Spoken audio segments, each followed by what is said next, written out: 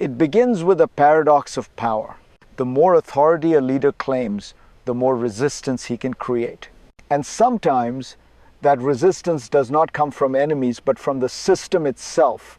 In Washington today, President Donald Trump is asserting executive power with unusual confidence publicly, bluntly, without apology, from foreign threats to domestic institutions. The message is consistent. Rules are obstacles, and power should move faster than process. But here is the uncomfortable truth. Power, when pushed too far, starts to work against its own objectives. Actions meant to project strength are instead exposing fragility. Decisions meant to intimidate are provoking defiance. And moves designed to consolidate control are quietly unraveling the very outcomes they were supposed to secure. This is not just about one president. It is about a recurring pattern in modern politics. When leaders under pressure accelerate power, systems begin to push back economically, diplomatically, institutionally. If you want to understand where American power is heading next, you need to understand this moment. And more importantly, you need to understand why escalation is producing resistance instead of results.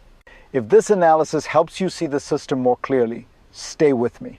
The next few minutes will connect dots most headlines miss.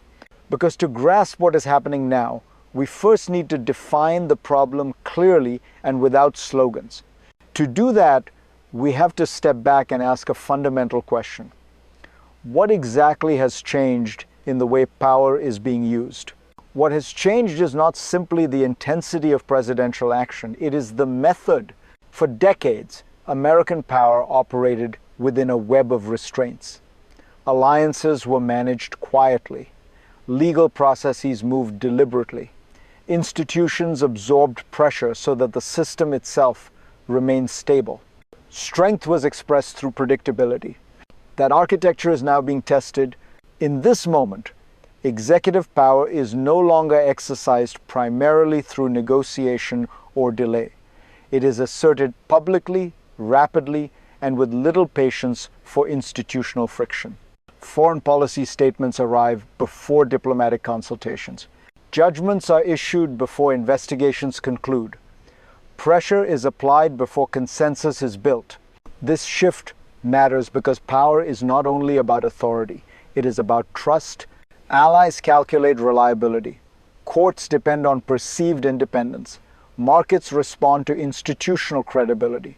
When the tempo of power accelerates beyond those expectations, the system begins to behave differently. The question, then, is not whether a president can act forcefully. It is whether acting forcefully in this way produces compliance or provokes resistance. And increasingly, the evidence suggests the latter. We are watching a transformation from rule-based leadership to impulse-driven assertion. And that transformation is reshaping how other actors, allies, judges, senators, even markets respond. To understand why this moment feels so volatile, we need to place it in context not just politically, but historically. History shows that power rarely expands in a straight line. It moves in cycles. Periods of institutional stability are often followed by moments of strain, moments when leaders feel boxed in by systems they did not design, expectations they did not choose, and constraints they believe no longer serve them. This is typically when power hardens. Historians of authoritarianism note a recurring pattern. When leaders sense declining approval or mounting resistance, they do not retreat. They accelerate. They bypass norms. They test limits not quietly, but visibly to reassert dominance. That pattern is now visible. The erosion of diplomatic restraint, the impatience with judicial process, the pressure on independent economic institutions. These are not isolated decisions. They reflect a broader logic that speed, shock, and spectacle can substitute for consensus and legitimacy. But modern democratic systems are not built to absorb unlimited force from the top. They are designed to respond slowly at first, then collectively. What follows is rarely immediate collapse. It is friction, delay, pushback. And that friction is where unintended consequences are born. When pressure meets resistance, the system does not break all at once. It fractures, starting with the first visible crisis. The first fracture appears abroad when the president publicly threatens to seize Greenland, a territory governed by a NATO ally. The intent is unmistakable: project dominance, signal resolve, force recalculation. But the reaction reveals something else. Instead of submission, European allies begin to reassess, quietly at first, then more openly. The threat does not just provoke diplomatic rebukes, it alters strategic thinking. Defense conversations start drifting away from Washington. Partnerships once assumed to be permanent suddenly feel conditional.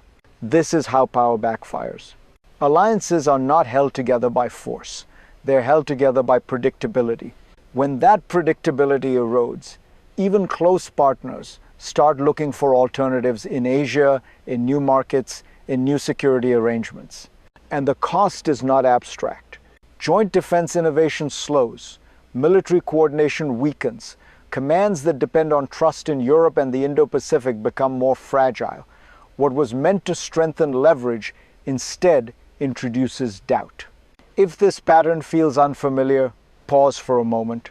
This is how great powers lose influence, not through defeat, but through self-inflicted uncertainty. If you find this analysis clarifying, take a second to reflect on it. Power is not just what you demand, it is what others believe you will protect. And while this resistance unfolds overseas, a second, more dangerous tension is building at home. Beneath these visible confrontations lies a deeper mechanism. Power does not collapse because of one decision. It erodes when guardrails lose their authority.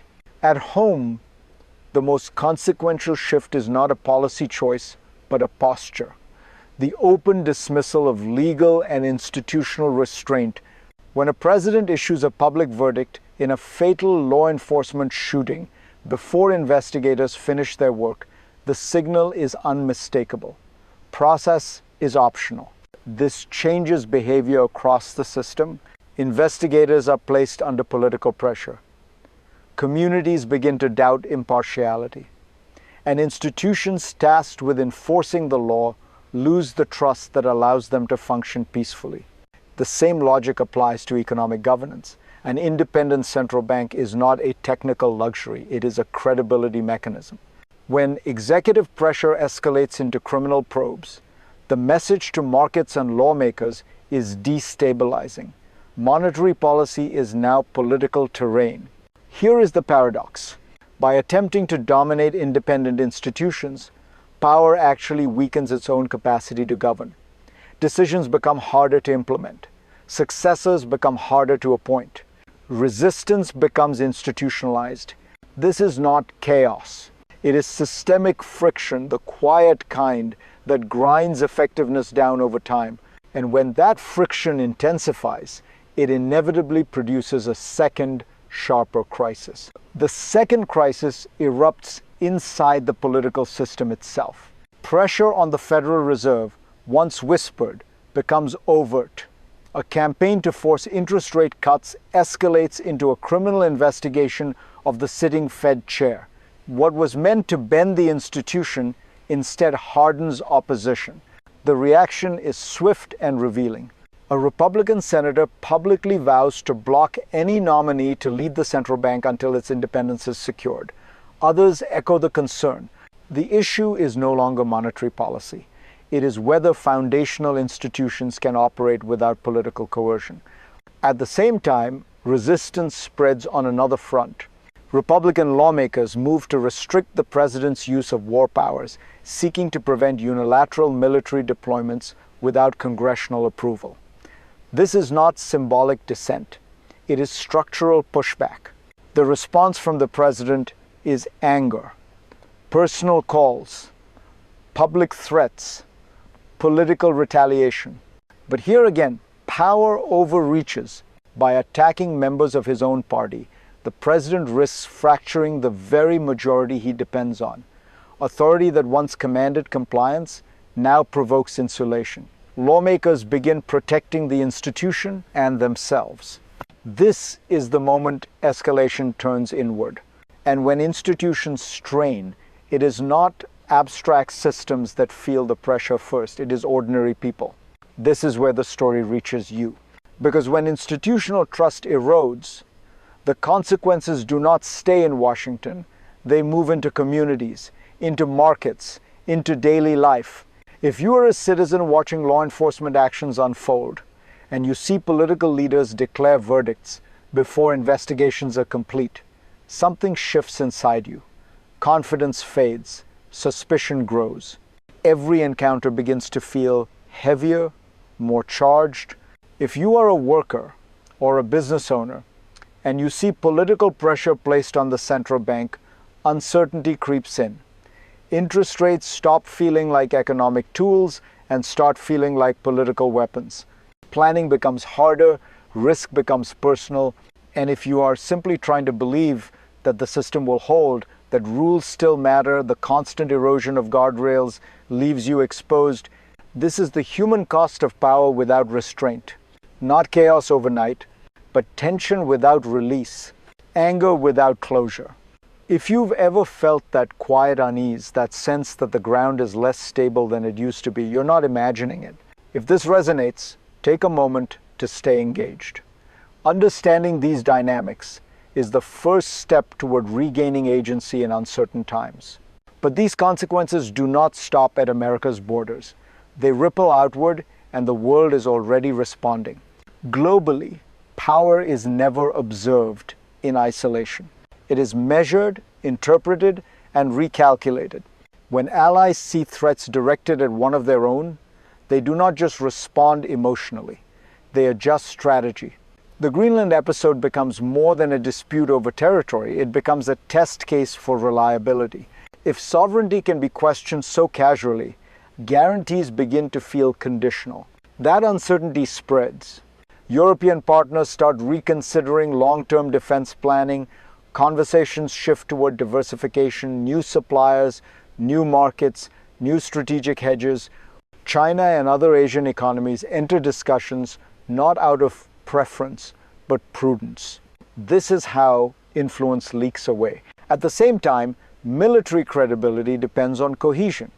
Commands that span Europe and the Indo-Pacific rely on shared assumptions, coordination, trust, predictability. When those assumptions weaken, even without a single shot fired, deterrence erodes.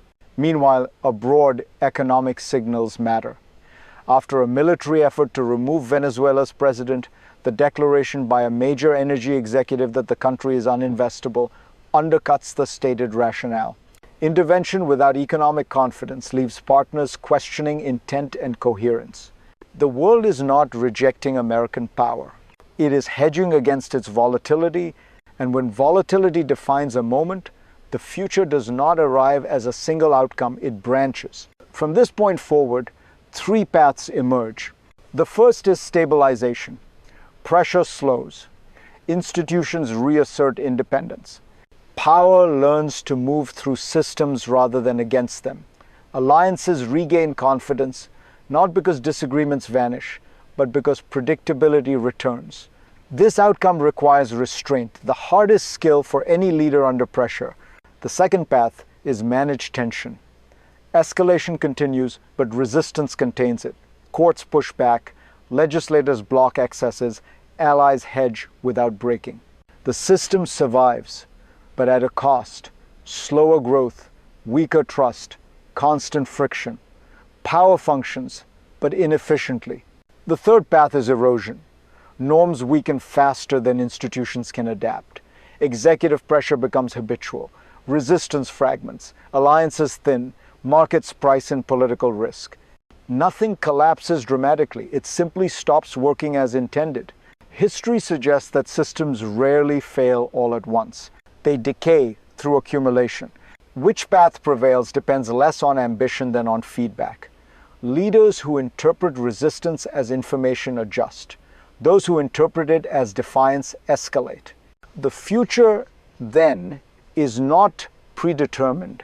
It is contingent on choices made in moments like this, And that brings us to the final insight, what this moment ultimately reveals.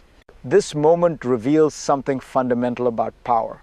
Real power is not the ability to override every constraint. It is the ability to operate within constraints without losing effectiveness. What we are witnessing is not simply an assertive presidency. It is a stress test of institutions, alliances, and democratic habits built over generations. And the early results are clear. When power moves too fast, it outruns the systems that give it meaning. Autocratic impulses promise speed, but they often deliver delay, resistance, and unintended loss. The danger is not a single decision or speech. It is normalization. The slow acceptance that rules are optional, that institutions are obstacles, that loyalty matters more than legitimacy. History is unforgiving to that logic. If you want to understand politics beyond outrage and headlines, this is the lens to keep. Watch not just what leaders demand, but how systems respond. Because in the end, power that cannot sustain trust cannot sustain itself. If this analysis sharpened how you see the world, share it. Stay with this channel. And join me in the next video, where we'll examine what happens when resistance hardens and whether democracies can relearn restraint before it's too late. This conversation is only beginning.